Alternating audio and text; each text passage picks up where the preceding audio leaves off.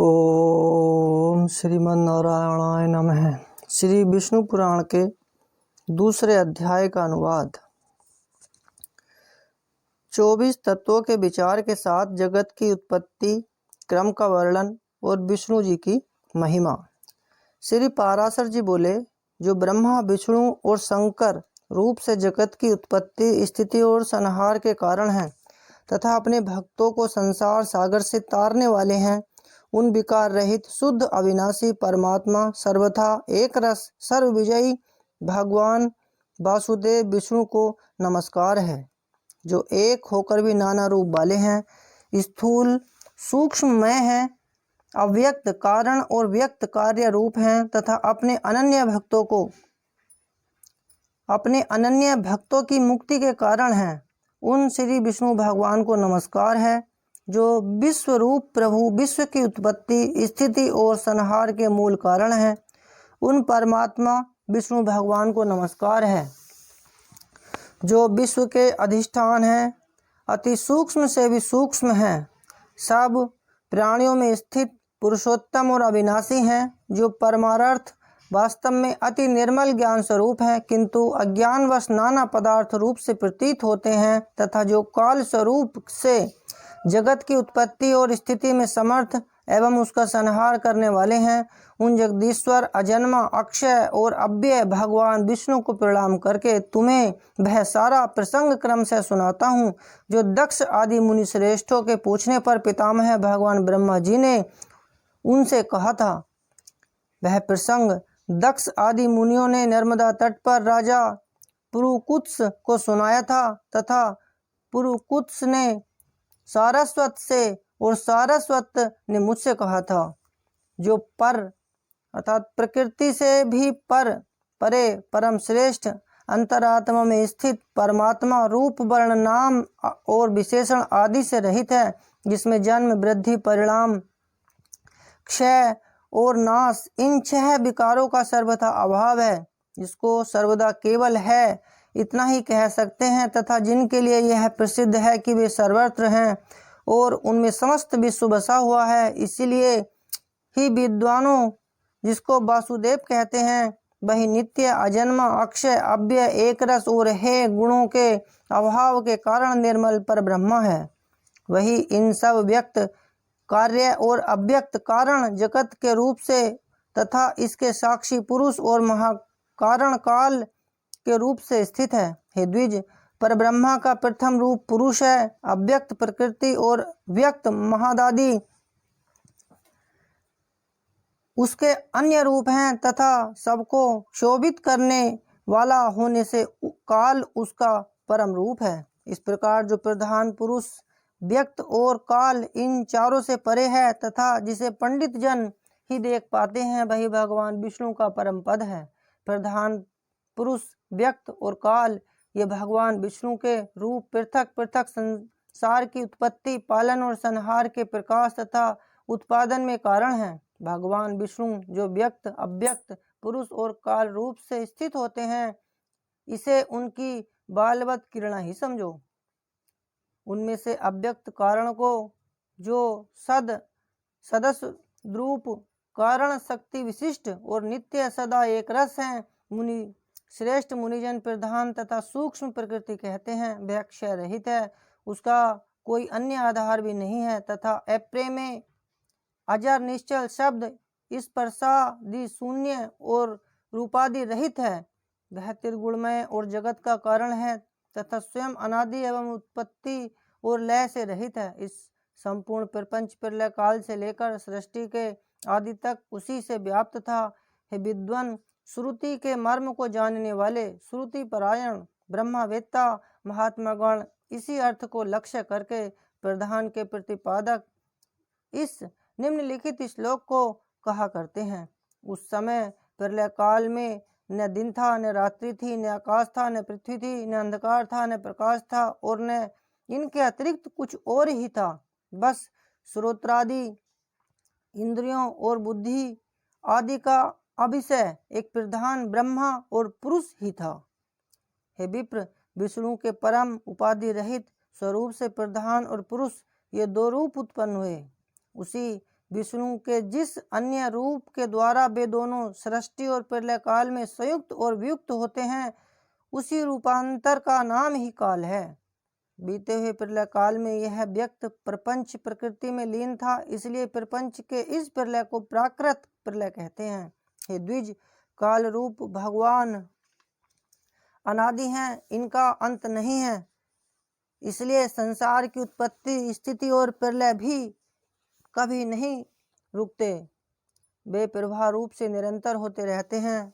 हे मैत्रेय, प्रलय काल में प्रधान प्रकृति के साम्य अवस्था में स्थित हो जाने पर और पुरुष के प्रकृति से पृथक स्थित हो जाने पर विष्णु भगवान का काल रूप इन दोनों को धारण करने के लिए प्रवृत्त होता है। तदंतर सर्ग काल उपस्थित होने पर उन पर ब्रह्मा परमात्मा विश्व रूप सर्वव्यापी सर्वभूतेश्वर सर्वात्मा परमेश्वर ने अपनी इच्छा से विकारी प्रधान और अविकारी पुरुष में प्रविष्ट होकर उनको क्षोभित किया। जिस प्रकार क्रियाशील न होने पर भी गंध अपनी सन्निधि मात्र से ही उनको क्षोभित कर देता है, उसी प्रकार परमेश्वर अपनी सन्निधि मात्र से ही प्रधान और पुरुष को प्रेरित करते हैं। हे ब्राह्मण, वह पुरुषोत्तम ही इनको क्षोभित करने वाले हैं और वे ही क्षुब्ध होते हैं तथा संकोच, साम्य और विकास, क्षोभ युक्त प्रधान रूप से भी वे ही स्थित हैं। ब्रह्मादि समस्त ईश्वरों के ईश्वर वे विष्णु ही समष्टि व्यष्टि रूप ब्रह्मादि जीव रूप तथा महत्व रूप से स्थित हैं। हे द्विश्रेष्ठ, सर्ग काल के प्राप्त होने पर गुणों की साम्य अवस्था रूप प्रधान जब विष्णु के क्षेत्रज्ञ रूप से अधिष्ठित हुआ तो उससे महतत्व की उत्पत्ति हुई। उत्पन्न हुए महान को प्रधान तत्व ने आवृत किया। महतत्व सात्विक, राजस और तामस भेद से 3 प्रकार का है, किंतु जिस प्रकार बीज छिलके से समभाव से ढका रहता है, वैसे ही त्रिविध महतत्व प्रधान तत्व से सब और व्याप्त है। फिर त्रिविध महतत्व से ही वैकारिक, सात्विक, तेजस, राजस और तामस भूतादि 3 प्रकार का अहंकार उत्पन्न हुआ। हे महामुने, वह त्रिगुणात्मक होने से भूत और इंद्रिय आदि का कारण है और प्रधान से जैसे महतत्व व्याप्त है वैसे ही महतत्व से वह अहंकार व्याप्त है। भूतादि नामक तामस अहंकार ने विकृत होकर शब्द, तन्मात्रा और उससे गुण वाले आकाश की रचना की। उस भूतादि तामस अहंकार ने शब्द, तन्मात्रा रूप आकाश को व्याप्त किया। फिर शब्द तन्मात्रा रूप आकाश ने विकृत होकर स्पर्श तन्मात्रा को रचा। उस स्पर्श तन्मात्रा से बलवान वायु हुआ, उसका गुण स्पर्श माना गया है। शब्द तन्मात्रा रूप आकाश ने स्पर्श तन्मात्रा वाले वायु को आवृत किया है। फिर स्पर्श तन्मात्रा रूप वायु ने विकृत होकर रूप तन्मात्रा की सृष्टि की। रूप तन्मात्रा युक्त वायु से तेज उत्पन्न हुआ है, उसका गुण रूप कहा जाता है। स्पर्श तन्मात्रा रूप वायु ने रूप तन्मात्रा वाले तेज को आवृत किया। फिर रूप तन्मात्रा में तेज ने भी विकृत होकर रस तन्मात्रा की रचना की। उस रस तन्मात्रा रूप से रस गुण वाला जल हुआ। रस तन्मात्रा वाले जल को रूप तन्मात्रा में तेज ने आवृत किया। रस तन्मात्रा रूप जल ने विकार को प्राप्त होकर गंध तन्मात्रा की सृष्टि की। उससे पृथ्वी उत्पन्न हुई, जिसका गुण गंध माना जाता है। उन आकाश आदि भूतों में तन्मात्रा है, केवल उनके गुण शब्दादि ही हैं, इसलिए वे तन्मात्रा गुण रूप ही कहे गए हैं। तन्मात्राओं में विशेष भाव नहीं है, इसलिए उनकी अविशेष संज्ञा है। वे अविशेष तन्मात्राएं शांत, घोर अथवा मूढ़ नहीं हैं, अर्थात उनका सुख, दुख या मोह रूप से अनुभव नहीं हो सकता। इस प्रकार तामस अहंकार से यह भूत तन्मात्रा रूप सर्ग हुआ है। 10 इंद्रियां तेजस अर्थात राजस अहंकार से और उनके अधिष्ठाता देवता वैकारिक अर्थात सात्विक अहंकार से उत्पन्न हुए कहे जाते हैं। इस प्रकार इंद्रियों के अधिष्ठाता 10 देवता और 11वां मन वैकारिक सात्विक है। हे द्विज, त्वक, चक्षु, नासिका, जिह्वा और श्रोत्र ये 5 बुद्धि की सहायता से शब्दादि विषयों को ग्रहण करने वाली 5 ज्ञान इंद्रियां हैं। हे मैत्रेय, पायु, गुदा, उपस्थ, लिंग, हस्त, पाद और वाक, ये 5 कर्मेंद्रियां हैं। इनके कर्म मलमूत्र का त्याग, शिल्प, गति और वचन बतलाए जाते हैं। आकाश, वायु, तेज, जल और पृथ्वी, ये 5 भूत उत्तरोत्तर क्रमशः शब्द, स्पर्श आदि 5 गुणों से युक्त हैं। ये 5 भूत शांत, घोर और मूढ़ हैं, अर्थात सुख, दुख और मोह युक्त हैं, अतः ये विशेष कहलाते हैं। इन भूतों में पृथक पृथक नाना शक्तियां हैं, अतः वे परस्पर पूर्णतः मिले बिना संसार की रचना नहीं कर सके। इसलिए एक दूसरे के आश्रय रहने वाले, एक ही संघात की उत्पत्ति के लक्ष्य वाले महतत्व से लेकर विशेष पर्यंत प्रकृति के इन सभी विकारों ने पुरुष से अधिष्ठित होने के कारण परस्पर मिलकर सर्वथा एक होकर प्रधान तत्व से अनुग्रह से अंड की उत्पत्ति की। हे महाबुद्धे, जल के बुलबुले के समान क्रमशः भूतों से बढ़ा हुआ वह गोलाकार और जल पर स्थित महान अंड ब्रह्मा हिरण्यगर्भ रूप विष्णु का अति उत्तम प्राकृत आधार हुआ। उसमें वे अव्यक्त स्वरूप जगतपति विष्णु व्यक्त हिरण्यगर्भ रूप से स्वयं ही विराजमान हुए। उन महात्मा हिरण्यगर्भ का सुमेरु उल्ब, गर्भ को ढकने वाली झिल्ली, अन्य पर्वत जरायु अर्थात गर्भाशय तथा समुद्र गर्भाशयस्थ रस्था। हे विप्र, उस अंड में ही पर्वत और द्वीप आदि के सहित समुद्र ग्रहगण के सहित संपूर्ण लोक तथा देव, असुर और मनुष्य आदि विविध प्राणी वर्ग प्रकट हुए। वह अंड पूर्व की अपेक्षा 10-10 गुण अधिक जल, अग्नि, वायु, आकाश और भूतादि अर्थात तामस अहंकार से आवृत है तथा भूतादि महतत्व से घिरा हुआ है, और इन सब के सहित वह महतत्व भी अव्यक्त प्रधान से आवृत है। इस प्रकार जैसे नारियल के फल का भीतरी बीज बाहर से कितने ही छिलकों से ढका रहता है, वैसे ही यह अंड इन 7 प्राकृत आवरणों से घिरा हुआ है।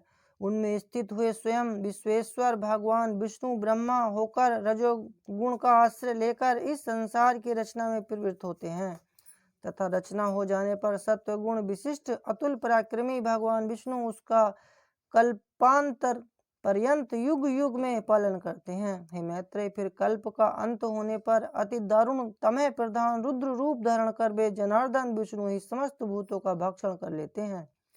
इस प्रकार समस्त भूतों का भक्षण कर संसार को जलमय करके वे परमेश्वर से सैया पर शयन करते हैं। जगने पर ब्रह्म रूप होकर वे फिर जगत की रचना करते हैं।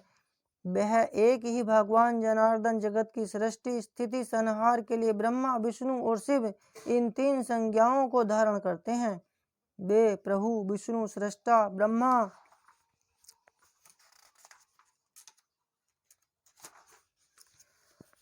होकर अपनी ही सृष्टि करते हैं, पालक विष्णु होकर पाल्य रूप अपना ही पालन करते हैं, और अंत में स्वयं ही संहारक शिव तथा स्वयं ही उपसंहरत लीन होते हैं। पृथ्वी, जल, तेज, वायु और आकाश तथा समस्त इंद्रियां और अंतःकरण आदि जितना जगत है सब पुरुष रूप है, और क्योंकि वह अव्यय विष्णु ही विश्व रूप और सब भूतों के अंतरात्मा है, इसलिए ब्रह्मादि प्राणियों में स्थित सर्गादिक भी उन्हीं के उपकारक हैं। अर्थात जिस प्रकार ऋतिज्यों द्वारा किया हुआ हवन यजमान का उपकारक होता है, उसी तरह परमात्मा के रचे हुए समस्त प्राणियों द्वारा होने वाली सृष्टि भी उन्हीं की उपकारक है। वे सर्वस्वरूप श्रेष्ठ, वरदायक और वरेण्य, प्रार्थना के योग्य भगवान विष्णु ही ब्रह्मा आदि अवस्थाओं द्वारा रचने वाले हैं। वे ही रचे जाते हैं, वे ही पालते हैं, वे ही पालित होते हैं, और वे ही संहार करते हैं और स्वयं ही संरत होते हैं। इस प्रकार श्री विष्णु पुराण के पहले अंश में दूसरा अध्याय समाप्त हुआ। ओम श्री नारायणाय नमः। ओम।